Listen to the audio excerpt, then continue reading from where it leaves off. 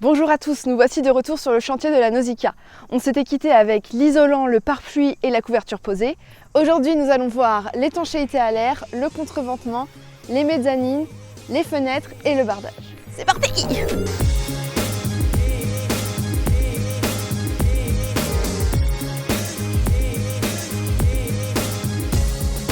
À l'intérieur, une fois l'isolant posé, nous l'avons recouvert d'un frein vapeur, c'est-à-dire une membrane d'étanchéité à l'air et à la vapeur d'eau.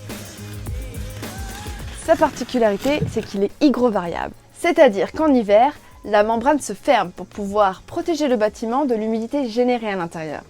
Alors qu'en été, la membrane s'ouvre pour pouvoir évacuer l'humidité contenue dans le bâtiment. Ce frein vapeur a été agrafé directement sur l'ossature et chaque petite agrafe a été recouverte d'un petit morceau de scotch. Une fois cette membrane posée, nous avons pu fixer notre finition intérieure qui nous sert aussi de contreventement. Petit rappel, le contreventement permet de rendre la structure de la maison indéformable. Nous avons choisi de mettre du contreplaqué de 8 mm d'épaisseur que nous avons acheté par plaque de 2,50 m par 1,22 m. Dans la salle de bain, nous avons mis du contreplaqué classe 3 résistant à l'eau et dans le reste de la maison, du contreplaqué peuplier classe 1. On a vissé nos contreplaqués dans l'ossature avec des vis tous les 15 cm sur le pourtour des plaques et tous les 30 cm au milieu des plaques.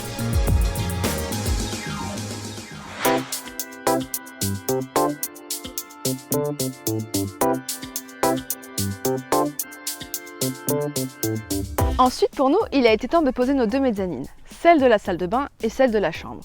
Et pour ça, nous avons utilisé deux techniques.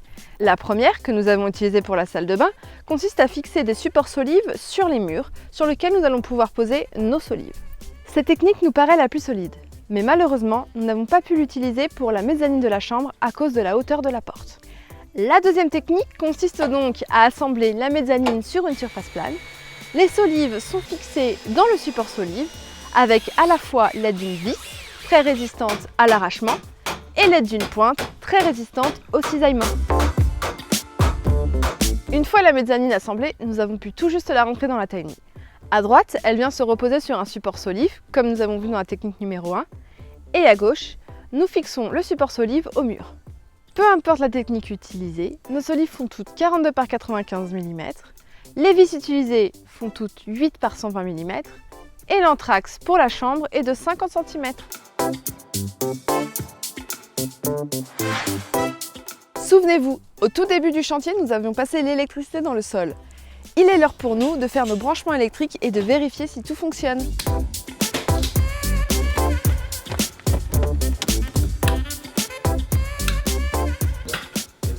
Wouhou! Trop d'ampoules dans cette pièce. Nous passons maintenant à une étape que nous attendions avec impatience, la pose des fenêtres.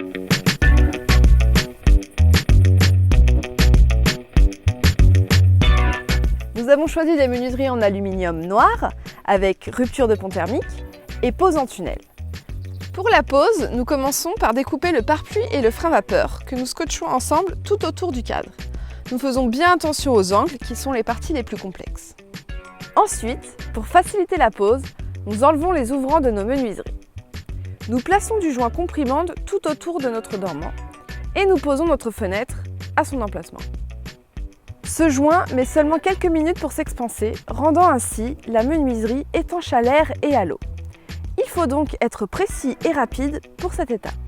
Pour finir, nous renforçons l'étanchéité avec un coup de mastic tout autour du cadre. Nous avions prévu des cadres 5 mm plus grands en hauteur et en largeur que nos fenêtres, mais nous nous sommes rendus compte qu'avec l'épaisseur du pare-pluie, du frein vapeur, du scotch, du comprimande, c'était très juste. Alors nous vous conseillons de prévoir un peu plus. Qu'est-ce qui se passe là? Pourquoi ça rentre plus? C'est quoi le délire hein? Marre de voir cette maison toute nue. Il est temps de l'habiller avec notre bardage en peuplier thermotraité. Nous avons choisi la pose à claire-voie pour son côté esthétique qui nous plaît beaucoup, mais aussi pour gagner du poids. Nos lames font 90 mm de hauteur et entre chaque lame, nous avons laissé un espace de 10 mm, ce qui nous permet de gagner 10% sur le poids total du bardage. Très important, Nos lames ont un profil parallélogramme, ce qui permet à l'eau de s'écouler et de ne pas stagner en dessous.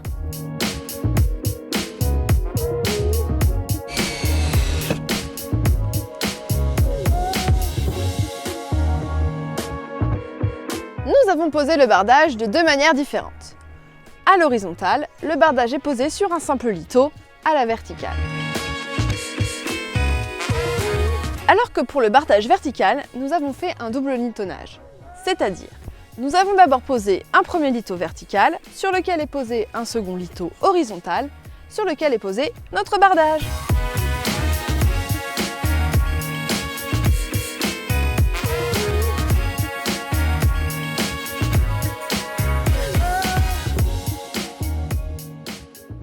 Le bardage est maintenant terminé. Il est temps pour nous de poser nos rives.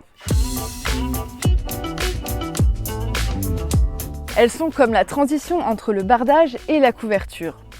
Elles ont un rôle à la fois esthétique, mais aussi très important dans l'étanchéité. Pour les poser, il faut penser à l'écoulement de l'eau. En haut de la pente et sur les côtés, la rive vient par-dessus la couverture. Alors qu'en bas de la pente, la rive se pose sous la couverture. Pour la fixation, nous venons percer la rive et le bac-acier. Nous fixons le tout dans le lito avec une vis et sa rondelle d'étanchéité. Plus la toiture est compliquée, plus il vous faudra de rives et plus cela revient cher. Pour vous donner un exemple, nous, il nous a fallu pas moins de 16 pièces. Si vous voulez économiser, vous pouvez vous passer des rives en bas des pentes. Elles sont plus esthétiques que techniques. Pour résumer tout ce que nous venons de voir, nous avons fait une petite maquette représentant un de nos murs. Nous pouvons voir de l'extérieur vers l'intérieur le bardage, le lito, le pare-pluie, l'ossature, le frein vapeur et le contreplaqué. Et bien sûr, entre chaque montant, de l'isolant.